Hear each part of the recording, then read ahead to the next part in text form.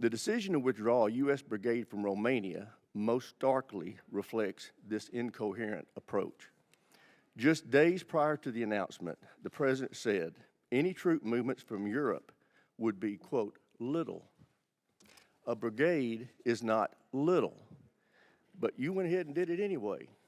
Neither Romania nor our other NATO allies were consulted in advance. To be clear, after-the-fact notification just before an announcement is not consultation. And while I strongly disagree with the decision itself, advanced coordination could have at least allowed our allies to replace the departing brigade to help cover the deterrence gap. I understand the need for our allies to take more of a burden of their defense, but this must be done in a coordinated and responsible manner.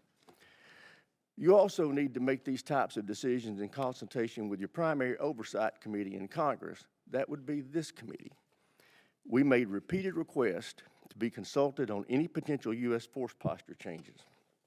Despite those requests, last October, just 2 weeks before the decision to withdraw the U.S. brigade from Romania, you told me during a meeting in your office at the Pentagon that you were not aware of any ongoing such discussions of that type.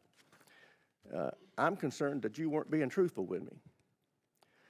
This breakdown in communication is why we included oversight provisions in last year's NDA requiring advanced consultation with Congress on U.S. force posture changes. We may not always agree on a policy decision, but the Constitution requires you and your team to have forthright conversations with this committee about your decisions that you're making and why you're making them. I categorically assert that I was straight with you in our discussions, and I commit to be. So that just kind of lay flat, as they say in the Pentagon on that point.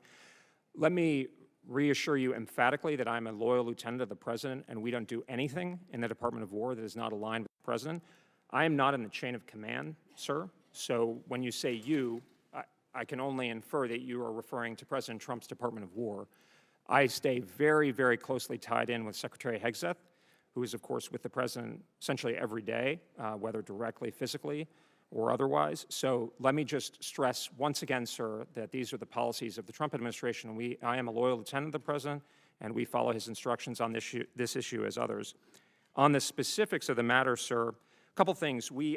This decision was coordinated through normal channels within the Department of War and did receive best military advice. And in fact, some of the, some of the reasons for doing it was the significant stress on the Army forces that were deployed there.